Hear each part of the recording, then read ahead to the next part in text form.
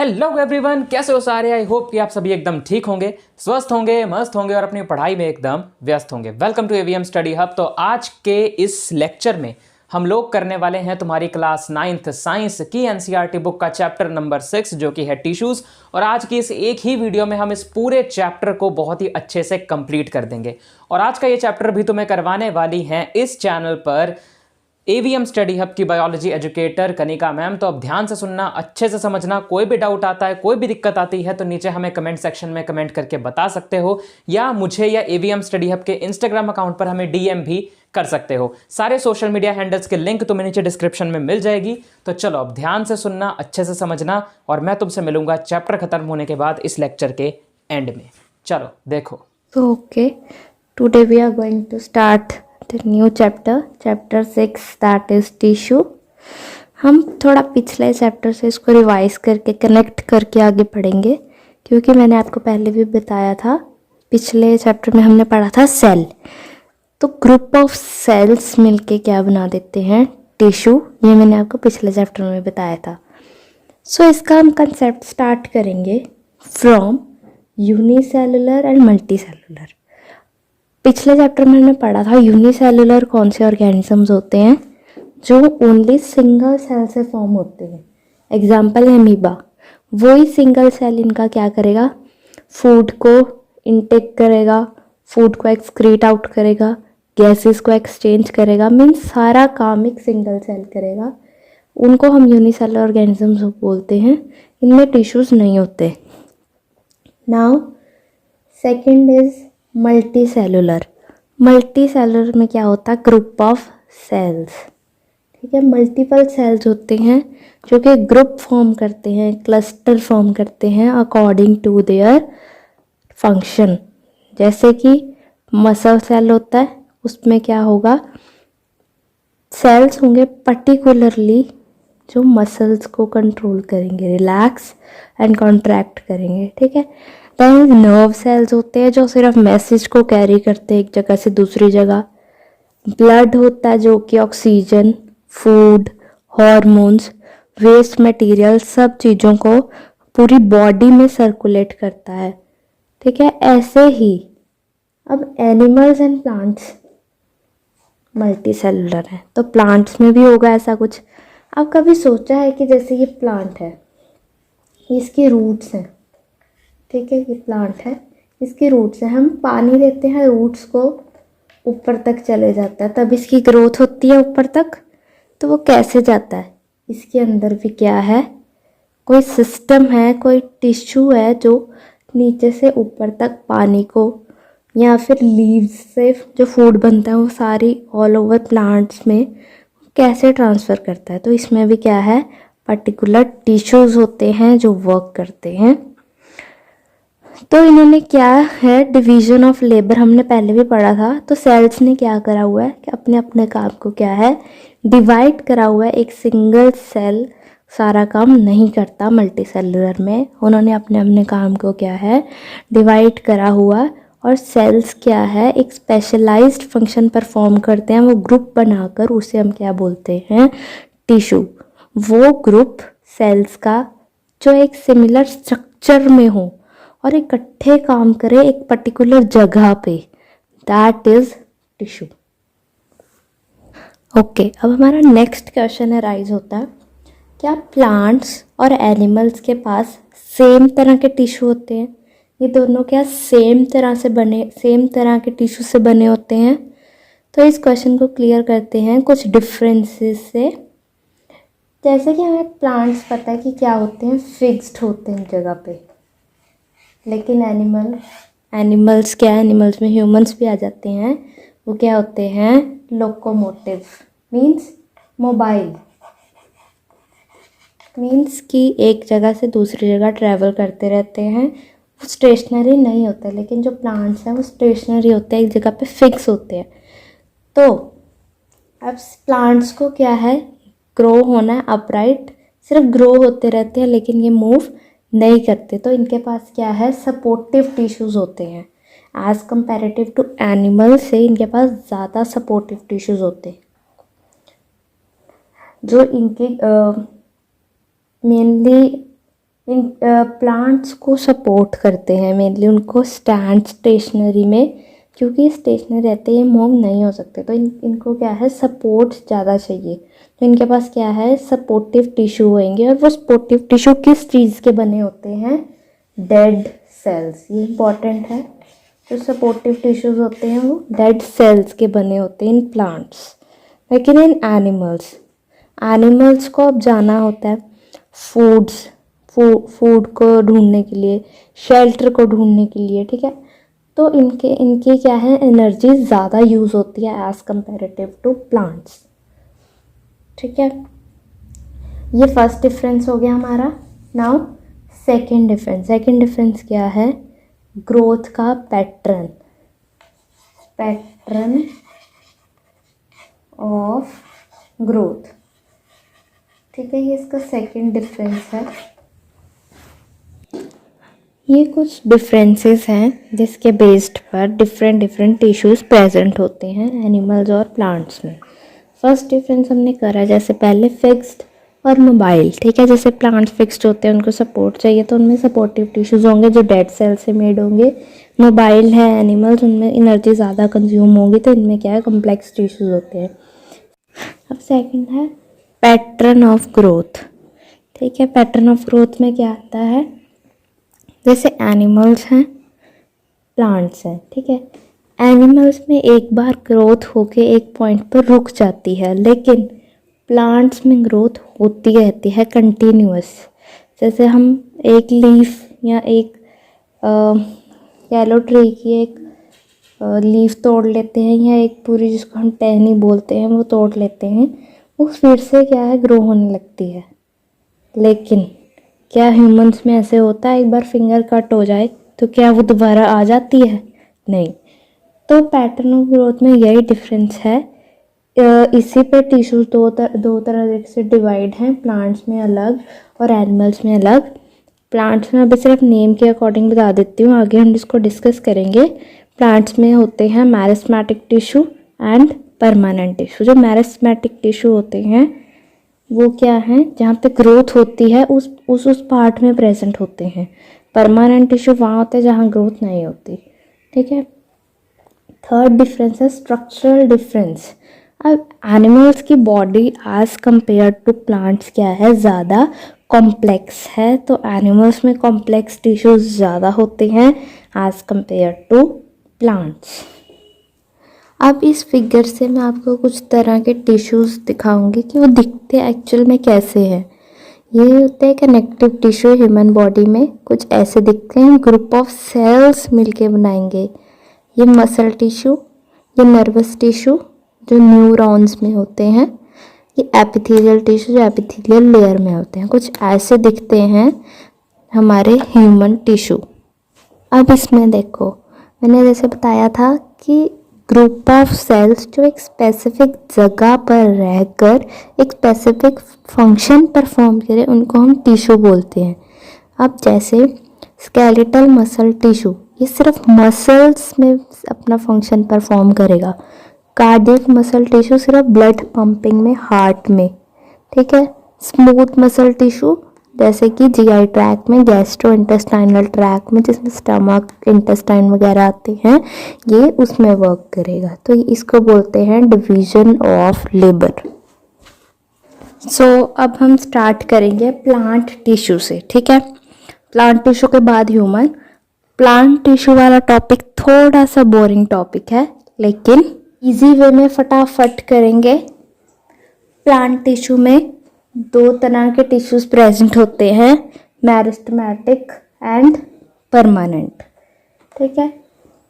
Meristematic में क्या होता है, उस जगह पे ये टिश्यू प्रेजेंट होगा जहाँ जहाँ पर प्लांट की ग्रोथ होती है या रीग्रोथ होती है।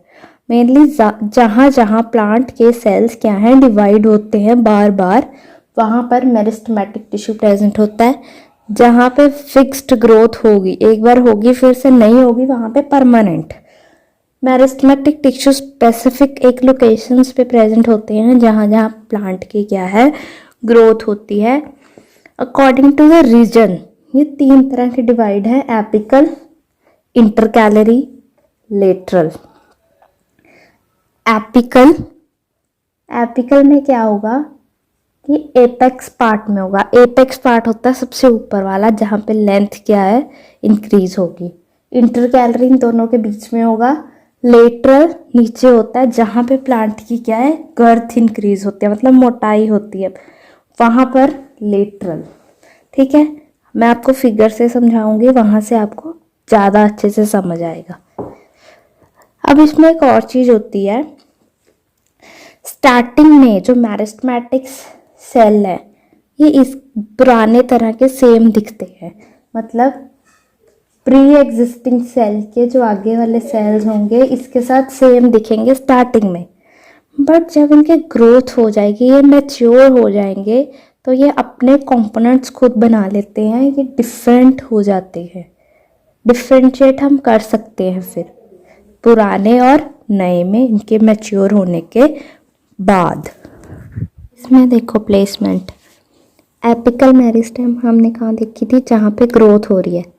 ऊपर को ग्रोथ होगी शूट्स में, नीचे ग्रोथ होगी रूट्स में। नेक्स्ट हमने पढ़ी थी इंटर कैलरी। इंटर कैलरी कहाँ होगी, जहाँ नोड्स नोड्यूल्स होंगे वहाँ पर। लेटरल कहाँ होगी, जहाँ गिर्थ इंक्रीज होगी स्टेम में, मतलब मोटाई इंक्रीज होगी, चौड़ाई इंक्रीज होगी प्लांट की, वहाँ पर कहाँ क्या होगी, lateral. Apical, inter calorie, lateral. अब जो सेल्स होते हैं मेरिस्टेमेटिक टिश्यूज़ के, वो कैसे होते हैं, दे आर एक्टिव, क्योंकि उनको एक्टिव इसलिए होना पड़ता है क्योंकि रेगुलर ग्रोथ होती है वहाँ पर। उनका जो साइटोप्लाज्म होता है वो डेंस होता है। जो उनकी सेलुलोज वॉल होती है, मीन्स आउटर सेल वॉल होती है, वो थिन होती है और उनके अंदर वैक्यूल्स नहीं होती। अब इस नहीं होने का कारण पिछले चैप्टर में मैंने आपको वैक्यूल्स के फंक्शन बताए हैं, पहले आप उसको गो थ्रू होना। अगर आपको नहीं समझ आया तो हमें नीचे कमेंट्स में ज़रूर अपना डाउट बताना, तो वो डाउट नेक्स्ट वीडियो में ज़रूर क्लियर होगा। पहले एक बार खुद जाके गो थ्रू होना कि वैक्यूल्स के फंक्शन क्या है और इसमें ये प्रेजेंट क्यों नहीं होता। मेरिस्टेमेटिक टिश्यू क्या है, कंप्लीट हो गया। नेक्स्ट है परमानेंट टिश्यू। परमानेंट टिश्यू दो में डिवाइड है, सिंपल, कॉम्प्लेक्स। परमानेंट टिश्यू में क्या होता है कि इनकी जो आगे डिवाइड होने की एबिलिटी होती है वो ख़त्म हो जाती है और इनका क्या एक स्पेसिफिक रोल बन जाता है कि ये जो काम के लिए बने हैं वही काम करेंगे, बस दैट्स इट। ठीक है, आगे इनका कोई काम नहीं होता, एक स्पेसिफिक रोल के लिए बनते हैं ये। ठीक है, स्पेसिफिक रोल परफॉर्म करते हैं और इनके डिवाइड होने की एबिलिटी क्या है, लूज हो जाती है। इनकी परमानेंट शेप, साइज, फंक्शन, तीन चीज़ें इनकी परमानेंट हो जाती है, shape, size and function. It is known as differentiation.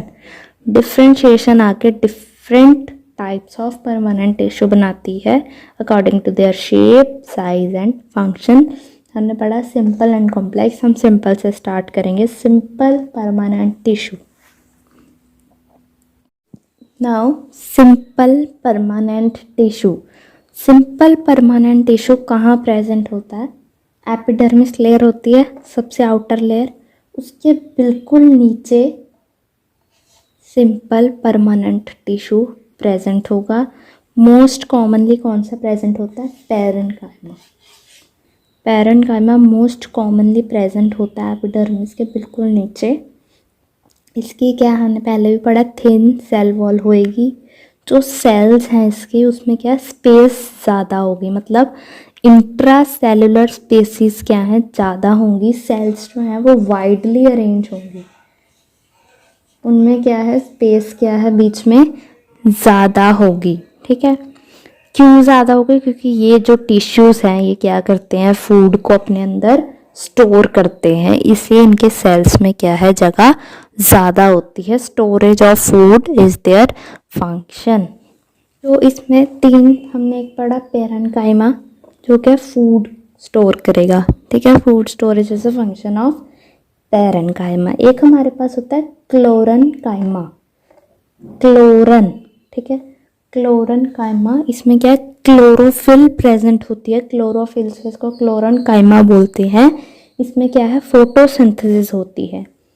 अब एक्वेटिक प्लांट्स होते हैं जो वाटर में रहते हैं, अब वो क्या है फ्लोट भी करते हैं। अब उनको फ्लोटिंग में कौन हेल्प करता है, एरन काइमा, एरन काइमा हेल्प्स इन फ्लोटिंग। ये तीनों सिंपल परमानेंट टिश्यू के अंडर आते हैं। इसके बाद एक और हम पढ़ेंगे, दैट इज कॉलन काइमा। इसके साथ मिक्स नहीं करना, इट इज क्लोरोफिल से आया क्लोरन काइमा। इन तीनों के बाद एक फोर्थ वन और पढ़ेंगे, that is collenchyma. Fourth one है कॉलन काइमा। कॉलन काइमा का मेन फंक्शन है फ्लेक्सिबिलिटी प्रोवाइड करना। सबने मनी प्लांट देखा होगा। मनी प्लांट क्या है, ऊपर ऊपर ऊपर ऊपर क्लाइंब करता जाता है, लेकिन वो टूटता नहीं है। तो उसमें फ्लेक्सिबिलिटी कौन देता है, collenchyma. Collenchyma mechanical support provide करता है, mechanical support to the plant. ठीक है, जो मेनली क्या है, क्लाइंबर्स होते हैं, जो क्लाइंब करते रहते हैं। ठीक है, जिसको हम हिंदी में वेल बोल देते हैं, वेल बनाते हैं। मेनली मनी प्लांट इसकी बहुत अच्छी एग्जांपल है। ठीक है, ये हमें कहाँ मिलता है, जो लीफ के स्टॉक्स होते हैं, लीफ होता है उसमें बीच में ग्रीन कलर की स्टॉक होती है, उसके बिल्कुल नीचे एपिडर्मिस के बाद हमें कॉलन काइमा मिल जाता है। इसके सेल्स वो लिविंग होते हैं। ठीक है, इलोंगेटेड, थोड़े लंबे होते हैं, लेकिन इसमें एक पॉइंट है, जो इनकी इंट्रा सेलुलर स्पेसिस होते हैं वो बहुत कम होती है। पीछे हमने पढ़ा था ज़्यादा होती हैं, क्यों, क्योंकि उसने क्या है, फूड को स्टोर करना होता है। पैरेन्काइमा ने फूड को क्या है, स्टोर करना होता है, इसलिए वहाँ पे इंटरसेलुलर स्पेस क्या है, ज़्यादा है। इसमें क्या है, इसने सपोर्ट प्रोवाइड करनी है, तो इसकी स्पेसिस क्या है, बहुत लेस होगी। टाइट सेल्स बनेंगे, तभी एक फ्लेक्सिबिलिटी आएगी, तभी एक सपोर्ट आएगी। ठीक है, ओके। सो नेक्स्ट है हमारा स्क्लेरन काइमा। ये अनदर टाइप है परमानेंट टिश्यू की। अब ये क्या करता है, ये प्लांट को स्ट्रेंथ प्रोवाइड करता है, प्लांट को स्ट्रेंथ प्रोवाइड करता है, प्लांट को हार्ड एंड स्टिफ रखता है उसकी पोजीशन पे। इसकी बहुत अच्छी एग्जांपल है हस्क ऑफ द कोकोनट।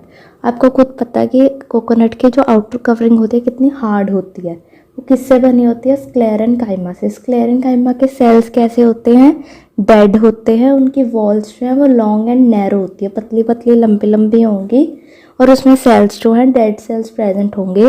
और ये एक मेन पॉइंट है, वो किस कारण होंगे, लिग्निन के कारण वो थिक होगी उनकी वॉल्स जो भी मोटी मोटी थिक होगी, जिसके कारण ही वो स्ट्रेंथ प्रोवाइड करते हैं। अब ये कहाँ कहाँ प्रेजेंट होते हैं, पैरेन्काइमा कहाँ कहाँ प्रेजेंट है, स्टेम्स में, क्योंकि इसने स्ट्रेंथ प्रोवाइड करनी है, रिजिडिटी प्रोवाइड करनी है। वेस्कुलर बंडल्स हम आगे पढ़ेंगे। कॉम्प्लेक्स परमानेंट टिश्यू में veins of the leaf, seeds and nuts के जो आउटर हार्ड पार्ट होता है, सीड्स और नट्स आपने देखे होंगे, इसके आउटर हार्ड पार्ट होता है, दैट इज स्क्लेरन काइमा। अब क्या है, epidermis. Epidermis the outer most layer. जो प्लांट होता है उसकी सबसे आउटर मोस्ट लेयर कौन सी होती है, एपिडर्मिस। एपिडर्मिस एक सिंगल लेयर होती है सेल की। ठीक है, उसके बाद पैरेन्काइमा स्टार्ट हो जाता है। ठीक है, अब ये किस किस चीज़ में हेल्प करती है, जैसे कोई प्लांट ड्राई इन्वायरमेंट में है, ड्राई इन्वायरमेंट में क्या होगी, थिक होगी। ठीक है, अपनी वैक्सीन कोटिंग कर लेगी ताकि उस प्लांट में से वाटर लॉस ना हो सके। एग्जाम्पल इन डेजर्ट में जो एपिडर्मिस आउटर लेयर होगी वो थिक होगी और एक वैक्सी कोटिंग कर लेगी प्लांट के राउंड, ताकि जो प्लांट का वाटर है वो लॉस ना हो पाए। ठीक है, और इसका मेन फंक्शन क्या है, प्रोटेक्शन। कोई मैकेनिकल इंजरी हो रही है, कोई बाहर से हो रहा है, कोई बाहर से स्टिमुलाई आ रहा है, ठीक है, प्लांट को इंजर करने के लिए, तो उससे क्या है, प्रोटेक्ट करेगा एपिडर्मिस, और वाटर लॉस से प्रिवेंट करेगा, जैसे वैक्सी कोटिंग मैंने आपको बताया। और फंजाई के इन्फेक्शन से भी, फंजाई को इन्वेड अंदर नहीं आने देता प्लांट के, अपनी कोटिंग बना लेता है। ठीक है, कवरिंग, थिक कवरिंग बना लेता है, जिससे क्या है, फंजाई का इन्वेड होना पॉसिबल ही नहीं होता। तो मेन इसका पर्पस है प्रोटेक्शन। ठीक है, इसमें जो सेल्स हैं वो फ्लैट सेल्स होते हैं। ठीक है, और जो उनकी साइड वॉल्स होती है थिक होती हैं और इनर वॉल थिन होती हैं। ठीक है, अब जो एपिडर्मिस होते हैं क्या आपने देखा है कभी लीव्स में स्मॉल स्मॉल पोर्स होते हैं, उसमें क्या प्रेजेंट होता है? स्टोमेटा। ये एपिडर्मिस की लेयर में ही होता है लीव्स की, ठीक है। उसमें स्मॉल स्मॉल पोर्स होते हैं, दैट इज स्टोमेटा। स्टोमेटा ऐसे अंदर होगा, इसके आउटवर्ड्स 2 किडनी शेप सेल्स होंगे जो इसको गार्ड करेंगे, दैट इज गार्ड सेल्स। ये 2 जो हैं ये किडनी शेप्ड सेल्स हैं, इसके अंदर स्टोमेटा है, ठीक है। अब स्टोमेटा क्या करता है? गैसेस को एक्सचेंज करता है, O2 एंड CO2 को एक्सचेंज करेगा, ठीक है। और ट्रांसपीरेशन, ट्रांसपीरेशन क्या होता है? वाटर का लॉस होना from the leaves of the plant in the form of water vapour, ये स्टोमेटा की हेल्प से ही होता है। अब 2 फंक्शंस हो गए, गैसेस का एक्सचेंज होना और ट्रांसपीरेशन, ठीक है। पहले हमने लीव्स में पढ़ा था एपिडर्मिस का रोल। अब एपिडर्मिस का रूट्स में क्या रोल होता है? ये लॉन्ग हेयर्स बना लेते हैं वाटर को एब्जॉर्व करने के लिए और इनका सरफेस एरिया बढ़ा देते हैं, या ताकि ज़्यादा से ज़्यादा जो वाटर है वो एब्जॉर्व हो सके थ्रू दी रूट्स, ठीक है। अब एक डेजर्ट प्लांट में हमने पहले भी पढ़ा कि वो वैक्सिंग कोटिंग कर लेते हैं। वो किस वजह से कर लेते हैं? Due to cutin. क्यूटिन क्या होता है? वाटर प्रूफ होता है, इसमें वाटर प्रूफ क्वालिटी होती है, डेजर्ट में वाटर लॉस होने को प्रिवेंट करता है only with the help of cutin. अब कभी सोचा है क्या, जो यंग प्लांट होता है उसकी जो आउटर ब्रांच होती है क्या वो चेंज होती है जब वो मैच्योर हो जाता है? हाँ बिल्कुल, उसमें चेंजेस आते हैं। जो सेकेंडरी मेरिस्टेम होता है वो क्या है? कॉक फॉर्म कर लेता है। जैसे बड़े बड़े ट्रीज में आपने देखा होगा उसकी आउटर स्टेम में कॉक होती हैं, ठीक है।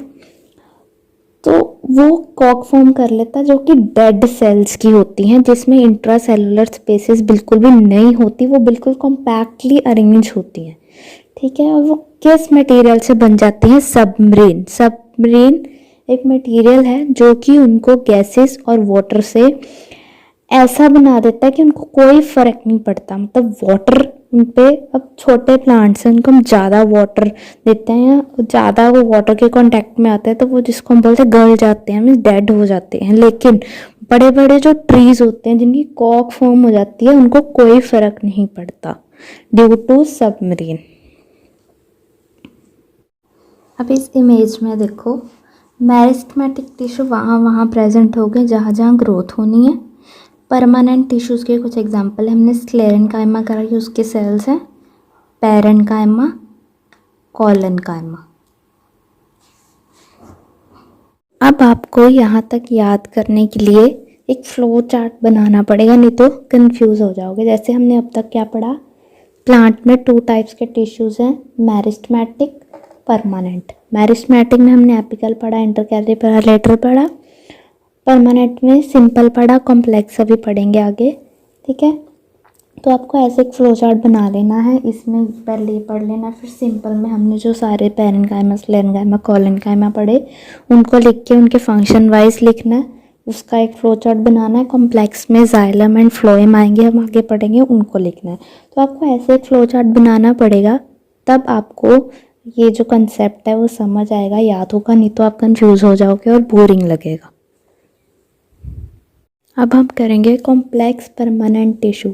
कॉम्प्लेक्स परमानेंट टिश्यू सिंपल से कैसे डिफरेंट है? सिंपल में सिर्फ एक तरह का सेल है, इसमें क्या है, more than 1 type of cells होंगे, ठीक है। इसमें 2 टाइप्स होते हैं, xylem and phloem. Xylem and phloem दोनों क्या होता है, कंडक्टिंग टिश्यू। कंडक्टिंग टिश्यू मतलब प्लांट में कुछ कंडक्ट कर रहे हैं, कुछ लेकर जा रहे हैं, कुछ सर्कुलेट कर रहे हैं, ठीक है। इनको हम वैस्कुलर बंडल्स भी बोलते हैं। इन दोनों को हम वैस्कुलर बंडल्स बोलते हैं। दोनों कंडक्टिव टिश्यू हैं। हम एक एक करके दोनों को स्टडी करेंगे। जहाँ इन दोनों का पार्ट खत्म हुआ वहाँ प्लांट टिश्यू खत्म हो जाएगा, एनिमल टिश्यू स्टार्ट करेंगे। अब हमारे पास है जाइलम। अब जाइलम जो है इसमें 4 चीज़ें होंगी, tracheids, vessels, xylem parenchyma, xylem fibres. जो जाइलम ट्रकीट्स हैं वो थिक और डेड सेल से मेड होंगी, ठीक है। थिक वॉल्स होंगी उसके सेल्स की और डेड सेल से मेड होंगी। जो वेसल्स होती हैं और जो ट्रकीड्स होते हैं ये दोनों ट्यूबुलर स्ट्रक्चर है, ट्यूब लाइक स्ट्रक्चर होता है। और इनका मेन फंक्शन क्या है? जाइलम का मेन फंक्शन है transportation of water and minerals in the plant. अब ये वर्टिकली जाएगा, वर्टिकली मतलब हम रूट्स को पानी देते हैं तो वो क्या है, नीचे से ऊपर जाएगा। किसके थ्रू? जाइलम के थ्रू। जाइलम पेरेन्काइमा का क्या फंक्शन है? फूड स्टोरेज, फूड को स्टोर करता है। और जाइलम फाइबर्स क्या है? मेनली सपोर्ट देता है प्लांट को। चारों के अलग, ये दोनों के सेम फंक्शन है, transportation of water and mineral. Parenchyma का अपना फंक्शन है और फाइबर्स का अपना फंक्शन है। आपको ऐसे ही याद करना है, चारों लिख लेना, उनके सेल्स लिख लो, थिक हैं, डेड हैं, ठीक है। दोनों क्या है? ट्यूबुलर स्ट्रक्चर है। दोनों का फंक्शन क्या है? Transportation of water and mineral vertically, ठीक है। जाइलम पेरेन्काइमा का फंक्शन क्या है? Storage of food. And xylem fibre का फंक्शन क्या है? सपोर्ट। इसके बाद फ्लोएम। ने जाइलम में 4 चीज़ें पढ़ी थी, इसमें क्या है? 5।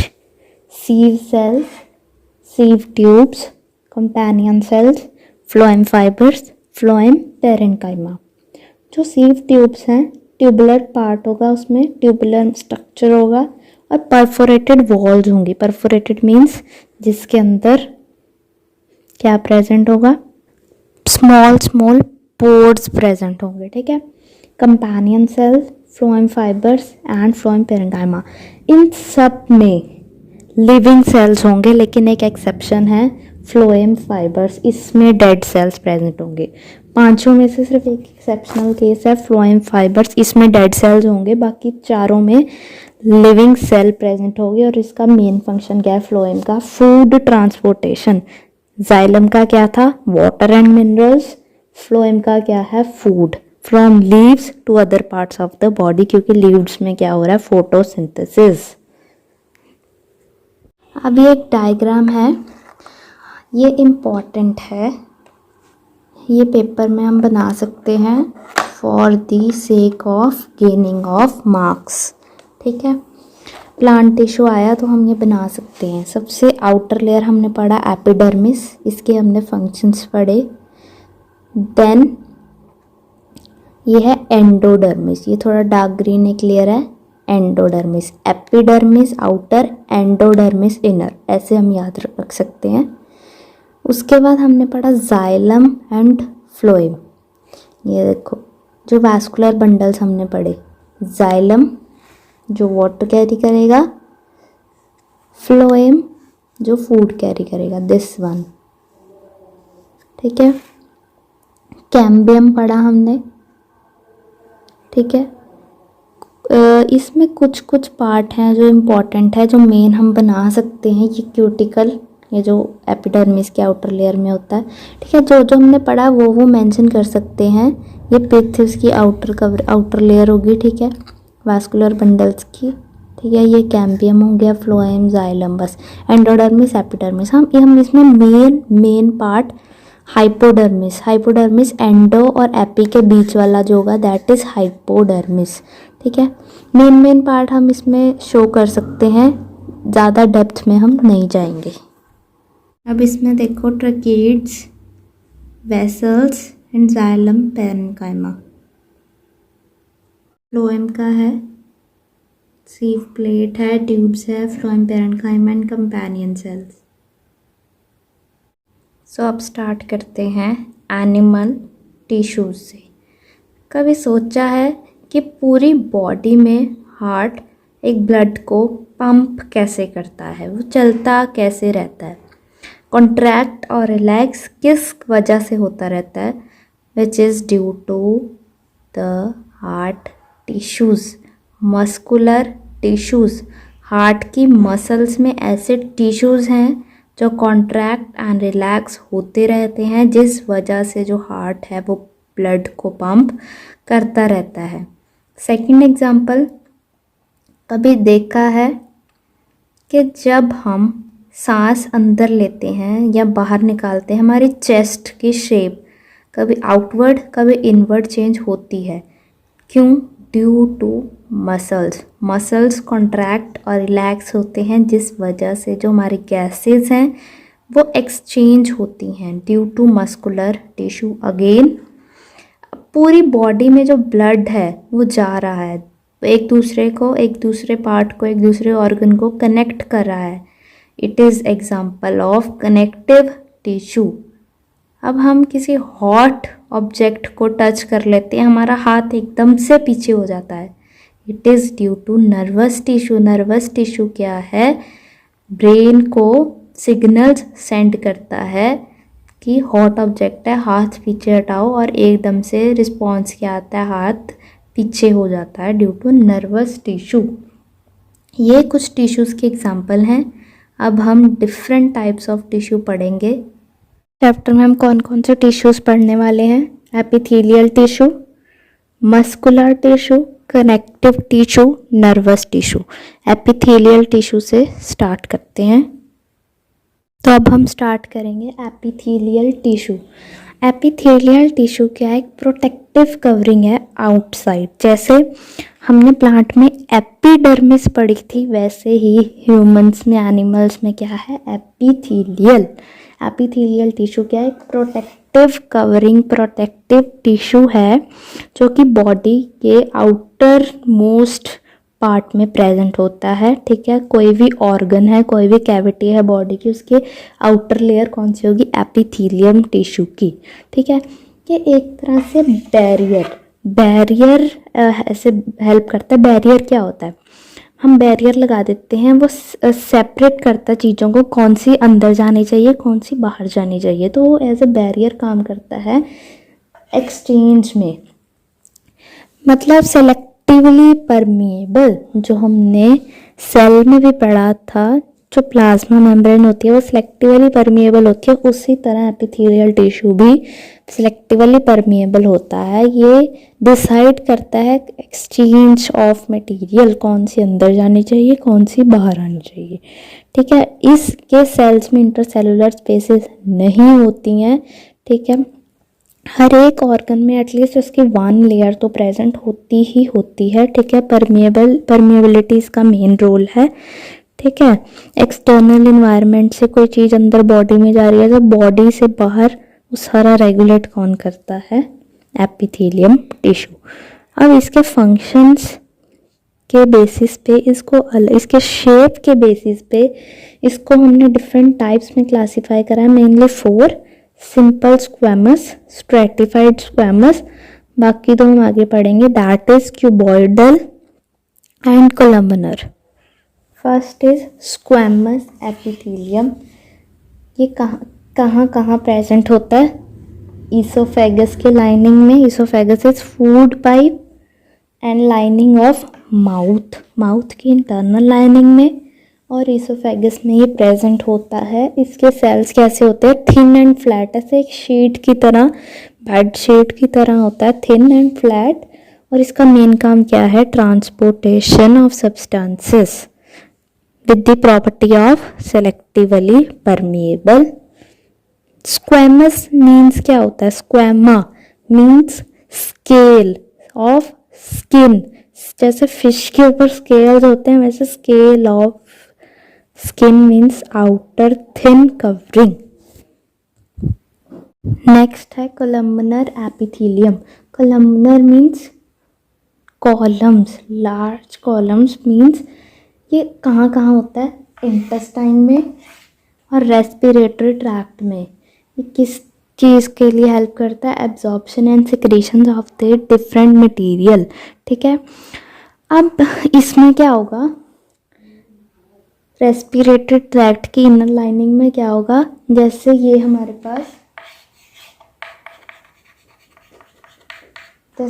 पास कोलम्नर एपिथेलियम है, तो इसके ऊपर ये हेयर लाइक प्रोजेक्शंस होंगी, इसको हम बोलेंगे सीलिया।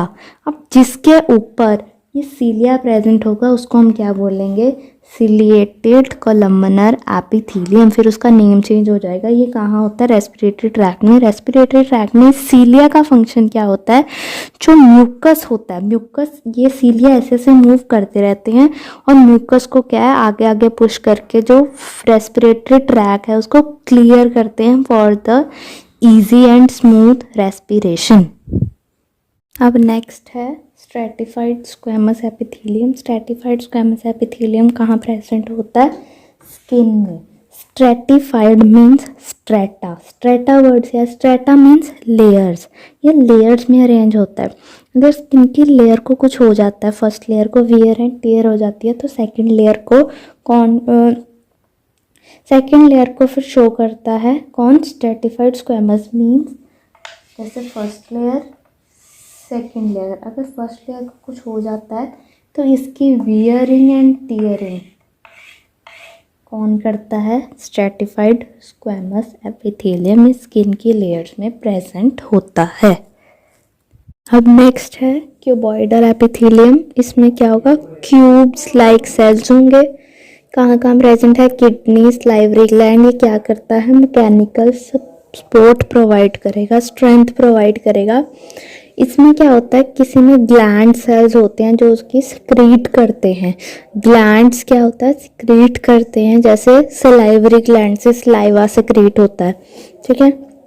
उसको हम क्या नेम दे देंगे, ग्लैंडुलर एपिथेलियम। ये इनकी जो सेल्स हैं थोड़े फोल्ड होते हैं अंदर को।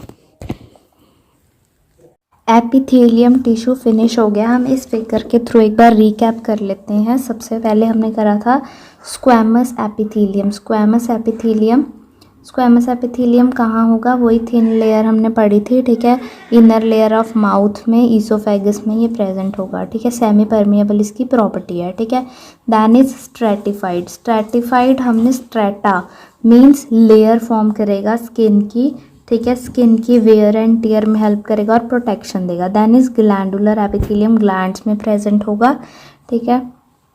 कहाँ कहाँ, स्किन में मेनली, ठीक है, क्योंकि वहाँ पे स्वेट, ऑयल सब कुछ क्रिएट होना है और ग्लैंड्स वहाँ ज़्यादा प्रेजेंट होते हैं, ठीक है। Then is columnar. Columnar means column like cells होते हैं, लॉन्ग पिलर लाइक सेल्स होते हैं, secretion. Next is columnar. Columnar कहाँ, मेनली इसकी प्रॉपर्टी है सिक्रीशन एंड एब्जॉर्प्शन, ठीक है। ये कहाँ का प्रेजेंट होगा, वही inner lining of intestine, alimentary canal, alimentary canal is GI tract, ठीक है। देन इज सिलिएटेड, जिसमें सीलिया प्रेजेंट होगा, ठीक है।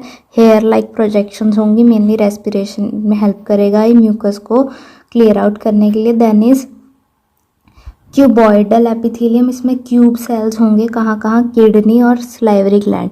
किडनी में क्या काम करेगा, reabsorption of the material, means kidney क्या काम करेगी, रीएब्जॉर्ब करेगी, जो चीज़ चाहिए होगी वो बॉडी में वापस भेज देगी और जो नहीं चाहिए होगी उसको एक्सक्रीट आउट कर देगी with the help of cuboidal epithelium. यहाँ पे हमारा एपिथेलियम पार्ट खत्म होता है। अब हम नेक्स्ट टिश्यू स्टार्ट करेंगे। अब नेक्स्ट है हमारे पास कनेक्टिव टिश्यू। कनेक्टिव टिश्यू हमने पढ़ा है जो पूरी बॉडी को कनेक्ट करेगा। कनेक्टिव टिश्यू इसमें एक मेन पार्ट है, जो इसके सेल्स हैं उनमें जो स्पेस होती है वो लूजली सेपरेटेड ही होते हैं, ठीक है। और वो क्या है, वो जो सेल्स होते हैं इसके किसी के अंदर एम्बेड होते हैं, उसको हम क्या बोलते हैं, मैट्रिक्स। मैट्रिक्स क्या है, किसी सेल का बैकग्राउंड। वो फ्लूइड भी हो सकता है, रिजिड भी हो सकता है, डेंस भी हो सकता है।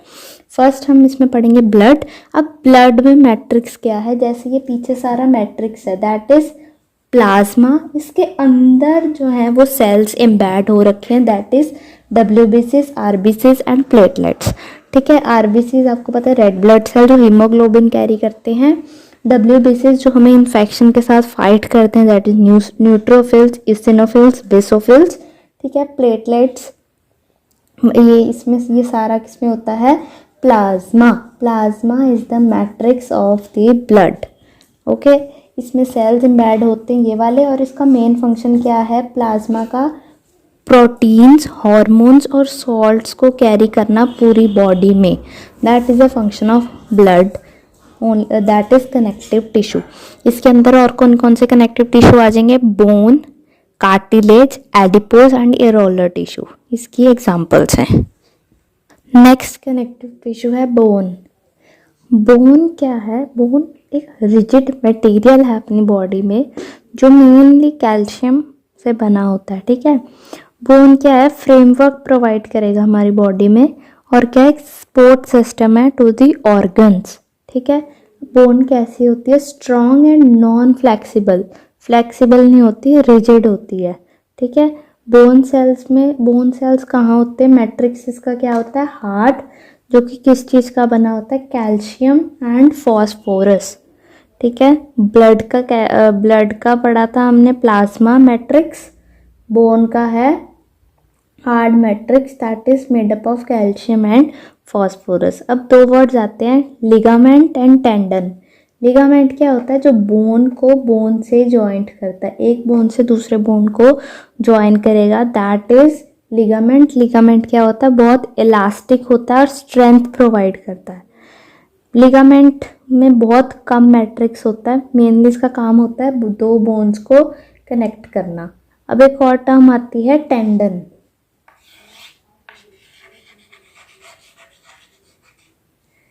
टेंडन क्या होता है? मसल टू बोन, मसल को बोन के साथ कनेक्ट करेगा, दैट इज टेंडन। टेंडन क्या है? फ्लेक्सिबिलिटी इसकी कम होती है, लेकिन लिगामेंट की फ्लेक्सिबिलिटी ज़्यादा होती है। टेंडन क्या है? फाइब्रस टिश्यू, इसकी स्ट्रेंथ बहुत होती है और एक फाइब्रस टिश्यू है ये, ठीक है। ये भी एक टाइप है कनेक्टिव टिश्यू की, tendon and ligament. Ligament bone to bone, tendon muscle to bone. इसकी इलास्टिसिटी लिमिटेड होती है, सॉरी फ्लेक्सिबिलिटी लिमिटेड होती है, लेकिन इसकी क्या है? Good flexibility and elasticity. Next is cartilage. Cartilage क्या है? बोन्स के मेनली इस हम कह सकते हैं कि जो बोन्स का सरफेस होता है उसके आगे प्रेजेंट होते हैं, ये मेनली जॉइंट्स में प्रेजेंट होते हैं। और कहाँ कहाँ जो प्रेजेंट होते हैं? जॉइंट्स के अलावा नोज में, ईयर में, ट्रेकिया में, लेरिंग्स में, जॉइंट्स के अलावा इनमें प्रेजेंट होता है। इनका सॉलिड मैट्रिक्स होता है जो किस किस का बना होता है? Protein and sugar. अब आप खुद भी फील कर सकते हो, अपने ईयर को ऐसे बेंड करो वो हो जाता है ड्यू टू कार्टिलेज, ठीक है। नोज को आगे से बेंड करो तो वो हो जाता है ड्यू टू कार्टिलेज। लेकिन क्या आप अपनी आर्म की बोन को ऐसे बेंड कर सकते हो? नहीं कर सकते, लेकिन हम कार्टिलेज को बेंड कर सकते हैं क्योंकि इसमें क्या है? फ्लेक्सिबिलिटी एंड इलास्टिसिटी प्रेजेंट होती है। नेक्स्ट है एरियोरल टिश्यू। एरियोरल टिश्यू कहाँ कहाँ होता है? Between the skin and muscles, blood vessels and in the bone marrow. अब ये क्या करता है? इसका काम क्या है? मेनली ऑर्गन्स के बीच में जो स्पेस होती है खाली वो फिलअप करेगा, ठीक है। इंटरनल ऑर्गन्स को सपोर्ट प्रोवाइड करेगा। अब इंटरनल ऑर्गन्स है जैसे ये स्टमक है, ठीक है। अब इसको सपोर्ट कौन दे रहा है? एरियोरल टिश्यू, ठीक है। इसको पकड़ के रखना, इसको सपोर्ट प्रोवाइड करना, और क्या है? Helps in repairing of the tissue, other tissues की रिपेयर में ये हेल्प करता है। नेक्स्ट है एडिपोज टिश्यू। इसके बाद हम मस्कुलर टिश्यू स्टार्ट करेंगे। कनेक्टिव टिश्यू यहाँ ख़त्म है। एडिपोज टिश्यू, एडिपोज टिश्यू क्या करता है? फैट स्टोर करता है। अब फैट कहाँ कहाँ होती है? हमारी स्किन के अंदर और इंटरनल ऑर्गन्स के बीच में, ठीक है। मेनली कुशनिंग प्रोवाइड करना, ठीक है। इसके सेल्स के अंदर क्या होगा? फैट ग्लोब्यूल्स, ग्लोब्यूल्स बड़े बने होंगे फैट के, और ये क्या क्या काम करेगा? As a insulator. Insulator means heat को रेगुलेट करेगा अपनी बॉडी में। जितनी ज़्यादा फैट होगी उतनी ज़्यादा ठंड हमें कम लगती है, जितनी कम फैट होगी उतनी ज़्यादा ठंड ज़्यादा लगेगी। नेक्स्ट है हमारे पास मस्कुलर टिश्यू। अब मस्कुलर टिश्यू में क्या है? मसल फाइबर्स होते हैं, मसल फाइबर्स होते हैं जो क्या करते हैं? अब मसल का काम क्या है मेनली हमारी बॉडी में? मसल का काम मेनली हमारी बॉडी में है कॉन्ट्रैक्ट करना, रिलैक्सेशन और बॉडी मूवमेंट्स करवाना, ठीक है। एंड ये मसल फाइबर कहाँ होते हैं? इनके सेल्स में होते हैं। सेल्स इनके कैसे होते हैं, इलोंगेटेड मीन्स लंबे लंबे सेल्स होते हैं, उसमें मसल फाइबर्स प्रेजेंट होती हैं और ये किसके लिए रिस्पॉन्सिबल है, अपनी बॉडी मूवमेंट के लिए। अब कभी सोचा है कि मसल कॉन्ट्रैक्ट भी होती है, रिलैक्स भी होती है, कॉन्ट्रैक्ट भी होती है, रिलैक्स भी होती है, किस कारण? इनमें एक स्पेशलाइज्ड प्रोटीन होता है that is contractile protein. Contractile protein, contractile, contract means protein के नाम से ही पता चल रहा है हेल्प किसके लिए करता है, contraction and relaxation of the muscle, जिसके कारण मूवमेंट क्या है, होती है। ठीक है, अब 2 टाइप्स की हमारी मसल्स होंगी,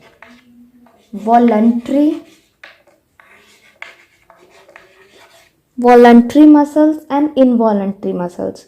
वॉलंटरी मसल्स कौन सी होती हैं, जिसको हम वॉलंटरली हिला सकते हैं, मीन्स अपनी मर्जी से, like open the palm, this is voluntary muscles. But involuntary muscles कौन से होते हैं, हार्ट के मसल्स, हम उसको अपनी मर्जी से रोक नहीं सकते। एलिमेंट्री कैनाल की मसल्स, हम अपनी मर्जी से डाइजेशन को रोक नहीं सकते, लेकिन आर्म की मूवमेंट, लेग की मूवमेंट हम अपनी मर्जी से रोक सकते हैं, that is voluntarily and involuntary. आगे हम ये पढ़ते हैं वॉलंटरी में कौन सी आती हैं और इनवॉलंटरी में कौन सी आती है। वॉलंटरी में आएंगी स्केलेटल मसल्स जो मेनली एक्सट्रीमिटीज़ में प्रेजेंट होती हैं।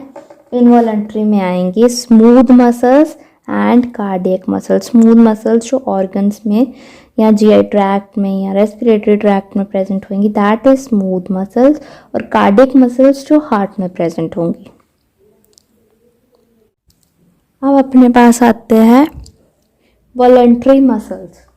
वॉलंटरी मसल्स जो हम अपनी विश से उसको कंट्रोल कर सकते हैं, उसकी मूवमेंट को कंट्रोल कर सकते हैं, हिला सकते हैं, दैट आर स्केलेटल मसल्स जो मेनली एक्सट्रीमिटीज़ में प्रेजेंट होते हैं। अब इसको अगर हम माइक्रोस्कोप में देखेंगे तो इसमें हमें स्ट्राइशंस नज़र आएंगे, मीन्स बैंड्स नज़र आएंगे, कुछ लाइट बैंड्स, जैसे ये अपनी है, इसमें कुछ लाइट बैंड्स नज़र आएंगे, कुछ डार्क बैंड्स नज़र आएंगे, ऐसा स्ट्रक्चर हमें नज़र आएगा, दैट इज स्ट्राइशंस, जिसको इसके कारण हम क्या बोलते हैं, इसको स्ट्राइटेड मसल, ये इसकी करेक्टरिस्टिक्स है वॉलंटरी मसल की, स्ट्राइटेड मसल। ठीक है, इसके सेल्स कैसे होते हैं, लॉन्ग होते हैं, लंबे लंबे सेल्स होते हैं, राउंड सिलेंड्रिकल शेप में होंगे जैसे ये मैंने बनाया। ठीक है, अनब्रांच्ड होंगे क्योंकि ब्रांचिंग नहीं होगी, सिंगल सेल चलता रहेगा, और इसमें क्या है, मल्टी न्यूक्लियस, एक से ज़्यादा न्यूक्लियस प्रेजेंट होंगे। नेक्स्ट है इनवॉलंटरी मसल्स। इनवॉलंटरी मसल्स कहाँ होती हैं, वही मैंने आपको जैसे बताया, जिसका हमारा कंट्रोल नहीं होता, दैट इज एलिमेंट्री कैनाल में होंगी, ब्लड वेसल्स में होंगी, ठीक है, रेस्पिरेशन में होगी, वो सारी क्या है इनवॉलंटरी मसल्स। इनको हम क्या बोलते हैं, स्मूथ मसल्स। अब इनके सेल्स कैसे होंगे, वॉलंटरी वाले के लॉन्ग तो थे, इलोंगेटेड तो थे, लेकिन सिलेंड्रिकल थे। इनके कैसे होते हैं, स्पिंडल शेप। इन तीनों का डिफरेंस बहुत ही इंपॉर्टेंट है, पेपर में आ जाता है, तो आप डिफरेंस में लिख सकते हो। ठीक है, उधर क्या था सिलेंड्रिकल शेप, इनका क्या है स्पिंडल शेप। ये इनवॉलंटरी होती हैं, स्केलेटल मसल्स वॉलंटरी होती हैं। ठीक है, स्पिंडल शेप ऐसी होती है जिनके एंड्स क्या होते हैं, पॉइंटेड, मीन्स तीखे एंड्स। ठीक है, दिस इज स्पिंडल शेप। ठीक है, इनका न्यूक्लियस क्या है, यूनिन्यूक्लिएटेड, सिर्फ एक न्यूक्लियस होता है इनके सेल्स में, लेकिन वॉलंटरी में कौन से थे, मल्टी। ठीक है, एक और डिफरेंस, और ये अनस्ट्राइटेड होती है, इनमें स्ट्राइशंस प्रेजेंट नहीं होती, सिर्फ हम माइक्रोस्कोप के अंदर हम देखेंगे, हमें एक न्यूक्लियस, ऐसे एक इसमें न्यूक्लियस और एक स्पिंडल शेप का सेल, दैट्स इट। कोई स्ट्राइशंस नहीं, कोई मल्टी न्यूक्लियस नहीं, कोई सिलेंड्रिकल शेप नहीं। ठीक है, नेक्स्ट आ जाते हैं हमारे पास heart muscles. Heart muscles, cardiac muscles, they are involuntary. ठीक है, इनके सेल्स कैसे होते हैं, सिलेंड्रिकल, ब्रांच्ड बट यूनिन्यूक्लिएटेड।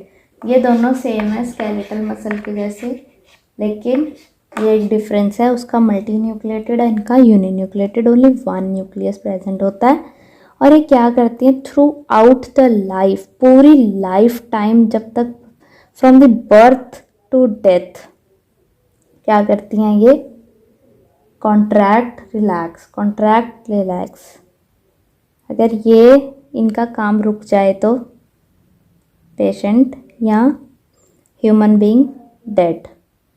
ठीक है, तो बहुत इंपॉर्टेंट मसल्स हैं कार्डिक मसल्स। ठीक है, इनमें स्ट्राइशंस प्रेजेंट होती हैं। ठीक है, स्ट्राइटेड होती हैं, इनमें भी बैंड्स होते हैं। ठीक है, बस एक डिफरेंस है, यूनिन्यूक्लिएटेड।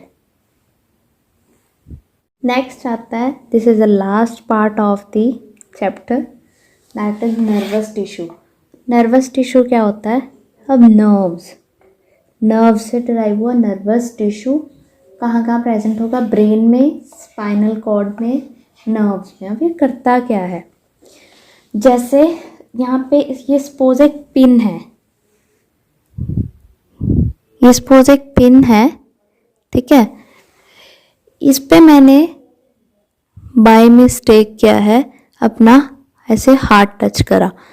अब ये तो चौक है, अब मेरे हाथ को कुछ नहीं हुआ, ठीक है, तो ये ऐसे ऐसे पड़ा। ठीक है, लेकिन अगर यहाँ पे पिन होती, ठीक है, एक शार्प एज वाली पिन होती, अगर मैं ऐसे हाथ रखती तो मेरा हाथ ऑटोमेटिकली पीछे हो जाना था। क्यों? क्योंकि यहाँ से ब्रेन तक सिग्नल्स गए और वापस आए कि ये शार्प ऑब्जेक्ट है, हाथ को हटाओ नहीं तो इंजरी हो जाएगी। ऐसे ही अगर हॉट ऑब्जेक्ट होता, उसमें हाथ लगाते अपना हाथ अपने आप पीछे हो जाता है विद इन अ सेकेंड। अब ये जो मैसेज है ये कौन लेके जा रहा है? अपनी हैंड से ब्रेन तक, स्पाइनल कॉर्ड तक, ये कौन लेके जा रहा है? That is nervous tissue. Nervous tissue के सेल्स क्या होते हैं? न्यूरॉन्स बोलते हैं। विद द डायग्राम हम इसके स्ट्रक्चर को अब समझेंगे। Now this is a neuron, the unit of a nervous tissue. Okay, तो ये क्या होता है? Cell uninucleated. सबसे पहले न्यूक्लियस से स्टार्ट कर लेते हैं। ये होता है uninucleated, means here you can see the single nucleus. Okay, now you know that nucleus play important role within the cell. ठीक है, वो हमने सेल चैप्टर में पढ़ा ही है कि कितना इम्पॉर्टेंट रोल होता है। ठीक है, अब नेक्स्ट आता है dendrites. What do you mean by dendrite? Dendrite क्या होता है? ये जो आप हेयर लाइक चीज़ देख रहे हैं, दिस इज डेंड्राइट। अब इसका भी अपना फंक्शन है, हम पहले ये डिस्कस कर लेते हैं, उसके बाद हम फंक्शन डिस्कस करेंगे। This whole is the cell body. This is a cell body. Okay, now this is axon. The line between this is a cell wall. Okay, sorry, this is axon, the line between this. ठीक है, this whole is a cell body. अब this is the nerve ending, the ending of the neuron. This is a nerve ending. अब इनका काम क्या होता है? अब यहाँ पे भी एक न्यूरॉन होगा, इसके पीछे ये उसके डेंड्राइट्स होंगे। ठीक है, यहाँ पे भी होगा एक न्यूरॉन, ये उसके डेंड्राइट्स हो गए। अब इस डेंड्राइट से इस नर्व एंडिंग तक सिग्नल्स क्या हैं? ट्रांसमिट होंगे, या इस डेंड्राइट से अगले वाले की नर्व एंडिंग तक, इन दोनों के बीच में सिग्नल ट्रांसफ़र होंगे। Signal transmit between the dendrites and the nerve ending. ये मेनली ऐसे सिग्नल ट्रांसफ़र होते हैं और ये एक्सॉन में ट्रैवल होते हैं, एक्सॉन में सेल बॉडी तक ट्रैवल होते हैं। अब ये सिग्नल्स कैसे ट्रांसफ़र होंगे? Nerve impulses. जैसे करंट के सिग्नल्स होते हैं, वैसे नर्व इम्पल्स होती हैं। ठीक है, ये ट्रांसमिट होंगे from dendrites to nerve ending, then आगे एक्सॉन से ट्रांसमिट होंगे। ठीक है, और ये न्यूक्लियस के आसपास ये सारा क्या है? Brown, this is cytoplasm. Okay, एक बार मसल का स्ट्रक्चर देखना है तो देख सकते हैं, दिस इज स्केलेटल मसल, इसमें बैंड्स हैं, स्ट्राइशंस हैं। ठीक है, मल्टीपल न्यूक्लियाई है। ठीक है, देन आता है हमारे पास दिस इज स्मूथ मसल्स। ठीक है, इसमें स्पिंडल शेप है, ये देखो। दिस इज स्पिंडल शेप, ठीक है। इनके जो एंड्स हैं वो क्या हैं, पॉइंटेड एंड्स हैं, ठीक है।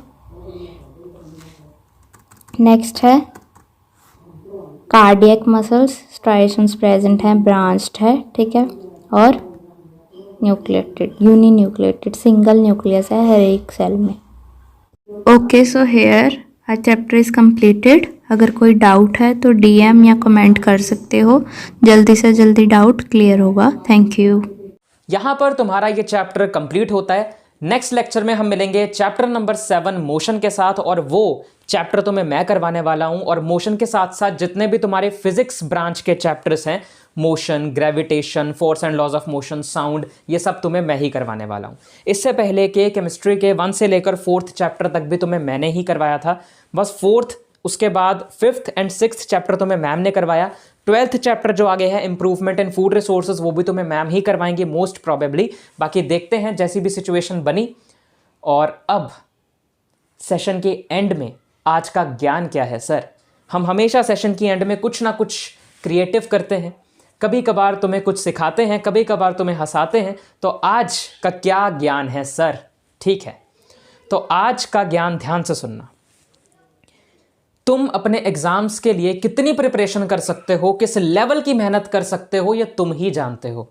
और किस लेवल की कर रहे हो ये भी तुम ही जानते हो।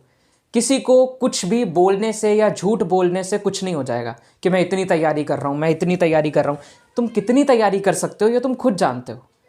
अपना 100% एग्जाम में तुम तभी देकर आ पाओगे अगर उससे पहले की तैयारी तुमने 100% करी है।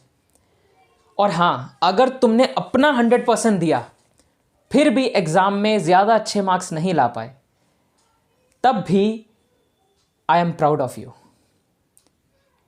I am proud of you. मुझे गर्व होगा तुम पर यार, तुम सब पर, क्योंकि तुम्हें अपना 100% देना आ गया, तुम्हें मेहनत करनी आ गई, तुम्हें वन पॉइंटेड फोकस करना आ गया किसी एक चीज पे, तुम्हें अपना ध्यान लगाना आ गया किसी एक चीज पे। और क्या चाहिए? आगे जाकर ये जो जितना भी चीजें हम पढ़ रहे हैं ना, ये आगे करियर में या अपने प्रैक्टिकल एक्सपीरियंस में कहीं काम आएंगी या नहीं ये तो नहीं पता, पर ये जो मेहनत तुम कर रहे हो ना इस चीज में, वो कहीं ना कहीं जरूर काम आने वाली है। मेहनत करनी आ जाएगी ना तो आगे करियर का रास्ता थोड़ा सा आसान हो जाएगा।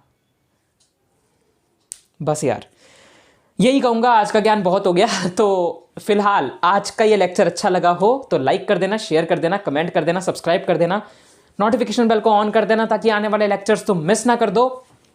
अगर तुम्हें ये जानना है कि इन वन शॉट वीडियोस को देखने के बाद तुम्हें क्या स्ट्रेटेजी बनानी है, आगे अब कैसे प्रिपरेशन करनी है एग्जाम में अच्छे मार्क्स लाने के लिए, तो इस वीडियो को देख सकते हो। अगर तुम्हें बाकी वन शॉट वीडियोस देखनी है बाकी चैप्टर्स की, तो इस पर क्लिक कर सकते हो प्लेलिस्ट पर। और बस यार मैं चला, bye bye bye bye bye.